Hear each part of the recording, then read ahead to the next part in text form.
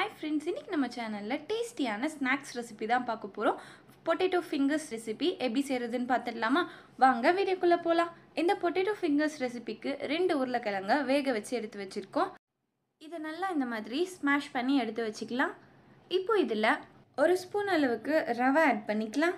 1 spoon cornflour மாவு, 2 spoon அரிசி மாவு, கொஞ்சமாக கொத்தமல்லி கருவேப்பிலை, 1 ஸ்பூன் வெறுமிளகாய் தூள், 1/2 ஸ்பூன் பெப்பர் ஆட் பண்ணிவிட்டு தேவையான அளவு சால்ட் ஆட் பண்ணிவிட்டு இதை நல்லா மிக்ஸ் பண்ணிக்கலாம்.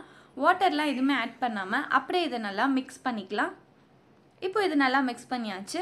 கையில் நல்லா ஆயில் தடவிட்டு இந்த மாதிரி கொஞ்சமாக பால் மாதிரி எடுத்துகிட்டு உங்களுக்கு எந்த ஷேப் இஷ்டமோ அந்த மாதிரி செஞ்சுக்கலாம். நாங்கள் ஃபிங்கர் ஷேப் செஞ்சுருக்கோம். இப்போ இதே மாதிரியே மற்ற இருக்க எல்லாத்தையுமே செஞ்சுக்கலாம். இப்போ எல்லாமே ரெடி ஆகிடுச்சு. இதை எண்ணெயில் போட்டு பொரிச்சு எடுத்துடலாம். எண்ணெய் நல்லா ஹை ஃப்ளேமில் வச்சு நல்லா இதை காய வச்சுட்டு அப்புறமா லோ ஃப்ளேமில் வச்சுட்டு இந்த ஃபிங்கர்ஸ் எல்லாத்தையுமே அதில் ஆட் பண்ணிடலாம். இப்போ இது எல்லாத்தையுமே ஆட் பண்ணியாச்சு.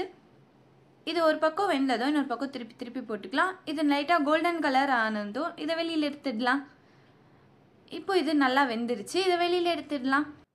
ரொம்ப ரொம்ப டேஸ்டியான ஈஸியான பொட்டேட்டோ ஃபிங்கர்ஸ் ரெசிபி ரெடி. இந்த ரெசிபியை சிம்பிளாக சீக்கிரமாக செஞ்சிடலாம். ரொம்ப டேஸ்டியாக இருக்கும். இதை கண்டிப்பாக ட்ரை பண்ணி பாருங்கள். ஸ்பெஷல் பொட்டேட்டோ ஸ்நாக்ஸ் ரெசிபி தான் பார்க்க போகிறோம். வாங்க வீடியோக்குள்ளே போகலாம்.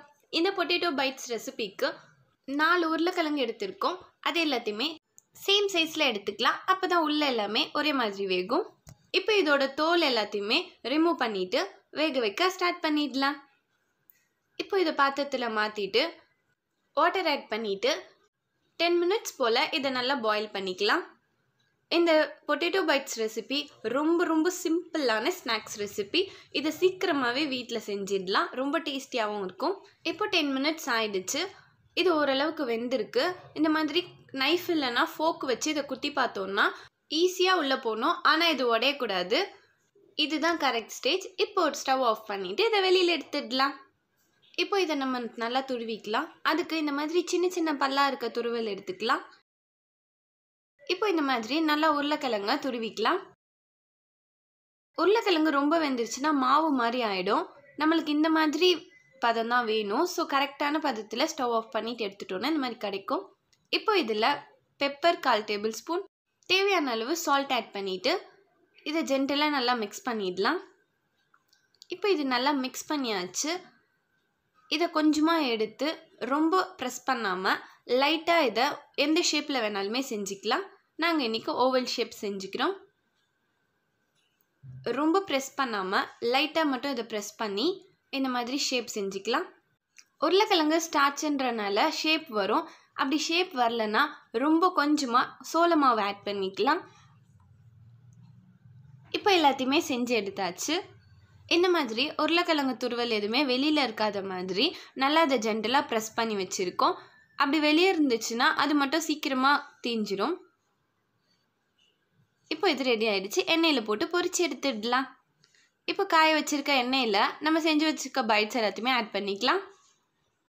நம்ம சேனலை சப்ஸ்கிரைப் பண்ணாதவங்க சப்ஸ்கிரைப் பண்ணிவிட்டு பக்கத்தில் இருக்க பெல் ஐக்கான் ப்ரெஸ் பண்ணிவிட்டு அதில் ஆல் ஒன்ற ஆப்ஷன் கொடுத்துக்கோங்க. அப்போ தான் நம்ம சேனலில் போடுற வீடியோஸோட நோட்டிஃபிகேஷன்ஸ் எல்லாம் வரும். இப்போ எல்லாத்தையுமே ஆட் பண்ணியாச்சு. இந்த பபிள்ஸ் எல்லாமே அடங்கினதோ இதை நம்ம திருப்பி போட்டுக்கலாம். இந்த ரெசிபியை ரொம்ப ரொம்ப சிம்பிளாக சீக்கிரமாக செஞ்சிட முடியும். ரொம்ப டேஸ்டியாக சூப்பராக இருக்கும். இதுக்கு தேவைப்படுற இன்க்ரீடியன்ட்ஸுமே ரொம்ப கம்மி தான். ஆனால் இதோட டேஸ்ட்டு ரொம்ப ரொம்ப சூப்பராக இருக்கும். இப்போ இது லைட்டாக கலர் வந்திருக்கு. இது இன்னும் கொஞ்சம் நல்லா கலர் வந்ததும் இதை நம்ம வெளியில் எடுத்துடலாம். இப்போ இது நல்லா வெந்து கலர் வந்துருச்சு. இப்போ இதை வெளியில் எடுத்துடலாம். இப்போ நம்ம டேஸ்டியான பொட்டேட்டோ பைட்ஸ் ரெசிபி ரெடி ஆகிடுச்சு. இந்த வீடியோ பிடிச்சிருந்தா லைக் பண்ணுங்கள், ஷேர் பண்ணுங்கள். அண்ட் நம்ம சேனலில் சப்ஸ்கிரைப் பண்ணாதவங்க சப்ஸ்கிரைப் பண்ணிவிட்டு பக்கத்தில் இருக்க பெல் ஐக்கான் ப்ரெஸ் பண்ணிவிட்டு அதில் ஆல் ஒன்ற ஆப்ஷன் கொடுத்துக்கோங்க. அப்போ தான் நம்ம சேனலில் போடுற வீடியோஸோட நோட்டிஃபிகேஷன்ஸ் எல்லாம் வரும். கண்டிப்பாக இந்த ரெசிபியை ட்ரை பண்ணி பாருங்கள். ரொம்ப ரொம்ப சிம்பிளான ஸ்நாக்ஸ் ரெசிபி. தேங்க்ஸ் ஃபார் வாட்சிங்.